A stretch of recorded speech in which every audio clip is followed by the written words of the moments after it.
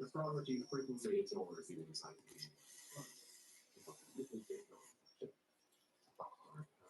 occupy areas of different sides of the sky. The calendar stops in substantial disturbance. Someone who starts on days of Aquarius will assume astrologically speaking, the sun was in Aquarius as part of the sky at the time of their birth. However, the sun is only star signs have nothing to do with the constellations or with the sun's actual position in the sky. Star signs are cosmic storms. They are tested. The human urge to put out the world. You can hear yourself much more.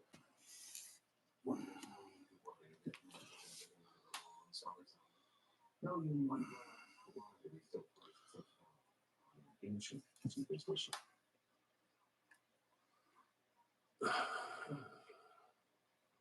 TX is 0506 plus 056. Ice cube smooth. Earth's South Pole. There is what would be the world's strangest telescope, or D1 with more than half a mile kilometer underneath the South Pole, frozen in the Antarctic ice. It's searching for a very special type of light. What is very important is neutrino. It requires zero. A neutrino is an elementary particle. It has almost no mass. Hardly interaction with other matter. Over 100 million of them are racing the unknowns because of every 10th square inch, or across each square centimeter of the surface of our body that we can see. If this code is just not neutrinos, not really.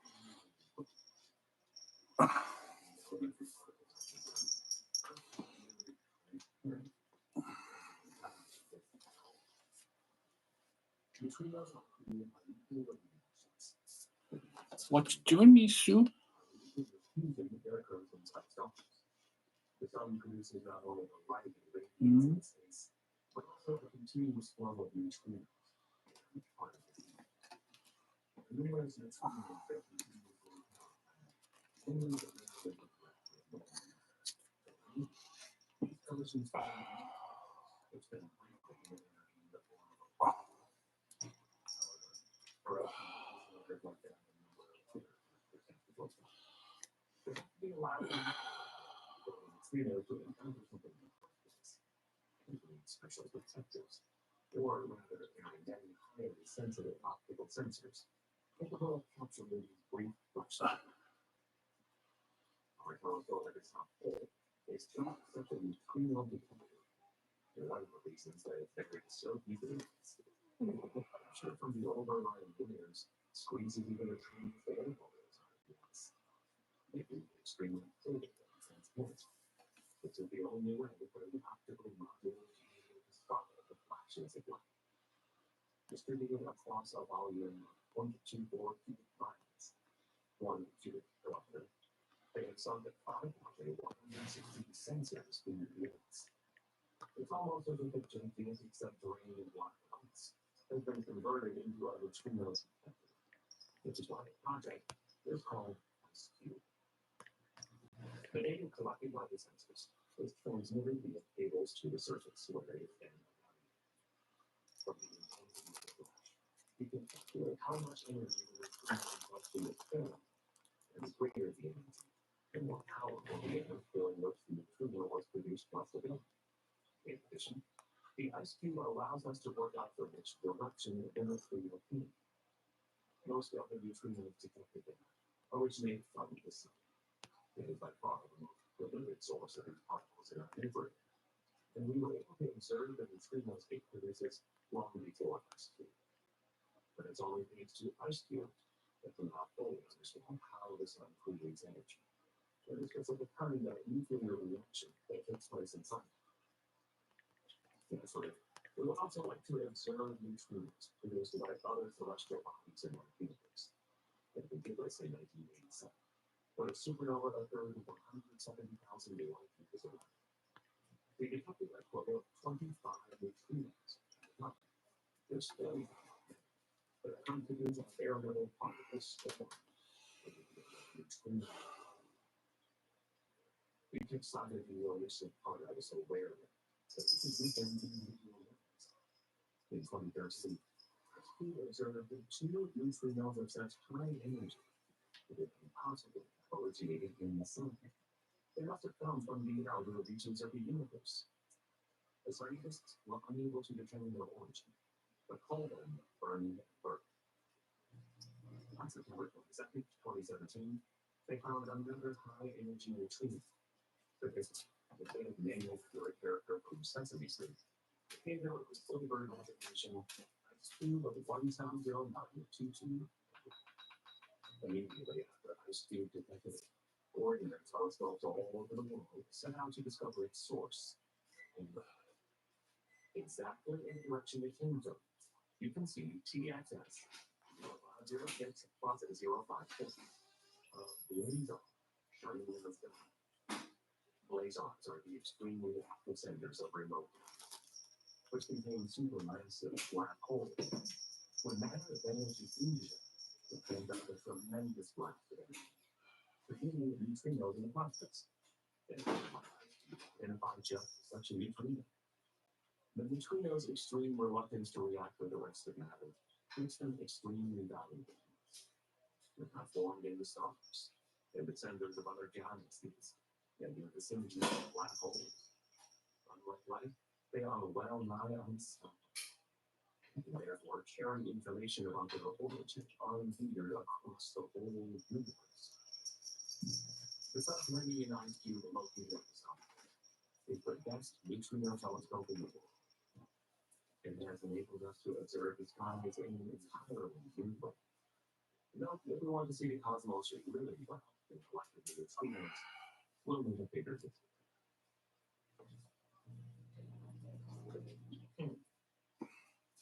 Pi 1 twist. A sailing jump. There's a giant star bubbling away in the Plus constellation, 530 light years from Earth. Its name is Pi 1 Plus. If it was an solar system, it would have swallowed Earth long ago. It has almost reached the end of its life, but not without first showing us something we've never observed before in this form. The only star we can examine in proper detail is the sun. It may look like a simple white disk, or when you consider it a bit more closely through a telescope, you'll recognize it for what it really is: an enormous, hot, simmering mass of gas. What you see happening on the surface is the same thing that happens when you boil a saucepan full of water. Think of the sun's center as the stove, where hydrogen nuclei are fusing into helium nuclei. That's where the sun produces all its energy. First, this energy spreads out in the form of high-energy light particles in a radiation zone extending to around 300,000 miles, 500,000 kilometers. This far from the center, the temperature has already decreased from about 27 million degrees to 2.7 million degrees Fahrenheit, 15 million degrees to 1.5 million degrees Celsius. The energy is then transported by the heat across the remaining 125,000 miles, 200,000 kilometers, to the sun's surface. The radiation heats up as well as on the sun, which starts to rise. As it does so, it cools down until it reaches the sun's surface, temperature of just 9,925 degrees Fahrenheit. Alexa, volume level 10. 500 degrees Celsius. Now that it has cooled down, the gas sinks back towards the center until it once again grows hotter, and the process is repeated. This cycle is called convection, and is exactly what happens when we heat water in a saucepan. The sun's individual convection cells, that is, the zones in which its material rises to the surface, measure about 600 miles, 1,000 kilometers across, and are called granules. When you look at a time-lapse video of the surface of the sun, you can watch it literally bubbling away. What is comparatively straightforward in the case of the sun proves to be almost impossible in the case of other stars. But they are too far away for us to perceive them as anything other than spots of light. even through large telescopes. Their surface structures and the convection processes that occur there usually remain invisible to us. But in 2018, we managed to observe them on Pi 1 Grus. Not only is it a huge star, it's also 1,000 times brighter than the Sun. So luminous that when the European Southern Observatory in Chile combined the data from 4 different telescopes to create a virtual telescope of much greater dimensions, Claudia Palladini from the University of Brussels and her colleagues were able to resolve the star's surface and make its convection cells visible. The cells on Pi 1 Grus are as colossal as the star itself. The granules measure close to 75 million miles, 120 million kilometers across, which is almost the same as the distance between Earth and the Sun. The reason for this is the star's low density. It may have 1.5 times the Sun's mass, but it's much bigger than the Sun, and therefore less dense. This is also why the gravitational force is weaker on its surface than on the Sun's, which results in larger granules. This behavior had already been predicted by theoretical star models, but was definitively observed for the first time on the surface of Pi 1 Grus. Some of it was down to sheer luck. The phase in which the giant star currently finds itself lasts just tens of thousands of years, 100,000 at most. Pi 1 Grus has already shed a substantial part of its atmosphere into outer space.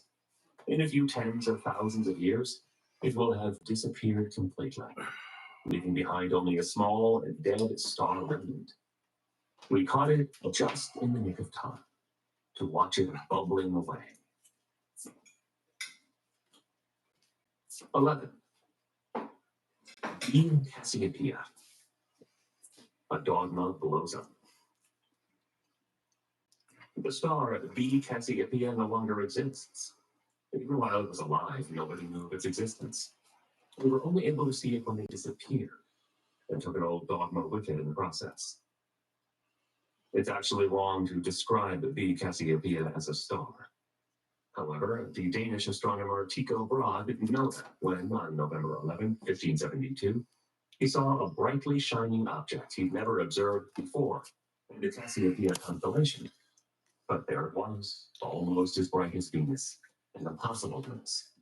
It was a new star, and he wrote an eponymous book about it that made him one of the most renowned astronomers of his time. In Stella Nova, he proved that the bright object wasn't, as many of his contemporaries thought, merely a mysterious light phenomenon in Earth's atmosphere, but had to be located somewhere among the stars. After all, if the light were somewhere in our atmosphere, Alexa, stop. Alexa, what day of the week is March 4th, 2043? March 4th, 2043 is on a Wednesday. Alexa, what time is it in Paris, France right now? In Paris, it's 8:38 a.m.